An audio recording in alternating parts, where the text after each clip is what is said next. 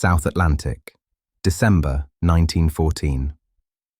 The cold does not simply cut through the air, it hardens it. The ship is called Endurance. Its name means strength through hardship. It is trapped in the ice of the Weddell Sea, hundreds of kilometers from the nearest safe land. Its wooden hull groans under the pressure of a continent that does not speak, does not negotiate, and does not forgive. On deck stands a man with thick dark hair and a calm, steady gaze. His name is Ernest Shackleton, Irish by birth, British by service, and a veteran of earlier Antarctic expeditions. He is not new to the cold. He was part of Robert Falcon Scott's expedition. He almost reached the South Pole. He returned alive, but not as a victor. Now he wants something greater. The plan sounds simple, but in reality, it is almost impossible. To cross Antarctica on foot, from the coast of the Weddell Sea, across the entire continent, to the Ross Sea. It would be the first full crossing of the coldest place on Earth. The ambition is not only personal. At the beginning of the 20th century, the world is living through the age of polar competition. The South Pole has already been reached by the Norwegian explorer Roald Amundsen, who in December 1911 became the first to stand at the southernmost point of the planet after careful planning and strict discipline. His success came after months of preparation, the use of dog sleds, and precise navigation, which gave him an advantage in the race. The British explorer Robert Falcon Scott reached the pole a few weeks later in January 1912, only to find the Norwegian flag already there. On the way back, Scott and his 4 companions died from exhaustion, cold, and hunger, less than 20 kilometers from a supply depot. His expedition turned into a tragedy. The map of the world has almost no white spaces left. Almost. When Endurance leaves South Georgia at the end of 1914, Europe is already deep in the First World War. Britain is fighting on the continent. Millions of men are entering the trenches. Shackleton offers to cancel the expedition and give the ship to the Navy. The answer from London is short: continue. The war will be fought without you. And so, 28 men head toward the most hostile continent on Earth. Among them are sailors, scientists, and the photographer Frank Hurley, whose camera will capture moments that would otherwise remain unseen. Each man has a role. Each one believes in the mission. On paper, the plan is simple. One ship will leave the team on one coast. They will travel 2,900 kilometers across ice and mountains. Another ship will meet them on the other side. Simple, but only on paper. In January 1915, the ship enters the Weddell Sea. The ice closes around it, at first slowly, then without mercy. The sailor Frank Worsley writes in his diary, "The ice moves like a living thing." Soon, the ship stops completely, not because the captain ordered it, but because the sea itself has disappeared. Endurance changes from a sailing ship into a frozen island. At first, the crew believes it is temporary, that the ice will break in spring. But in Antarctica, the seasons do not follow human plans. Months pass. The ice does not move. The pressure increases. The wood begins to bend. Shackleton understands that the ship will not survive forever. He makes a decision that changes everything. The mission is cancelled. The goal is no longer to cross the continent. The goal is to survive. Antarctica is a continent larger than Europe. The ice pressing against Endurance is as thick as a 4-story building.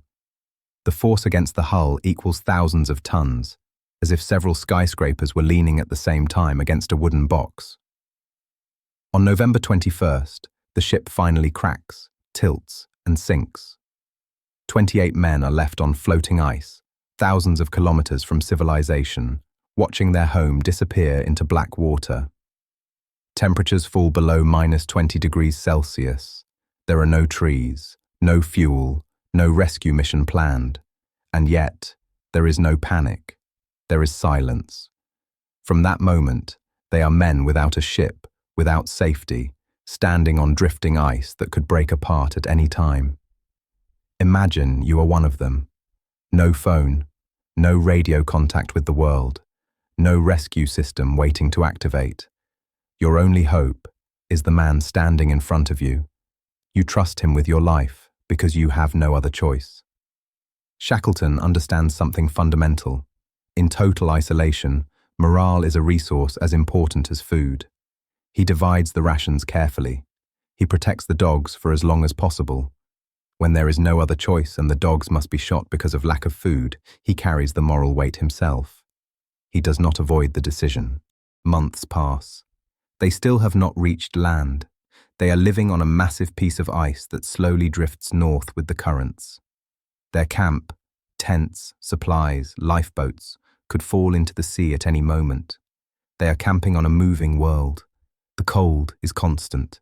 The darkness of the Antarctic winter creates psychological pressure that cannot be measured. In such conditions, group thinking can become deadly. One rebellion, one wave of panic, and everything falls apart. Shackleton forbids negative talk. He keeps his men busy. He organizes football matches on the ice. He sings with them. He allows humor. But he also watches carefully. He knows which men are more likely to fall into despair. He keeps them close. He moves tents strategically to break unhealthy alliances before they become dangerous. He understands that the true enemy is not the cold, but hopelessness. In April 1916, the ice finally begins to break apart. They can no longer stay. They lower the 3 lifeboats into the water, boats meant for short journeys, not for the open ocean. The waves of the Southern Ocean are among the most violent on the planet. After days of exhaustion, they reach Elephant Island. The name sounds almost ironic. It is a bare, rocky land with no trees and no permanent inhabitants. For the first time in 497 days, they stand on solid ground, but no one knows they are there. If they stay, they will die slowly. Shackleton makes a decision that many would call madness.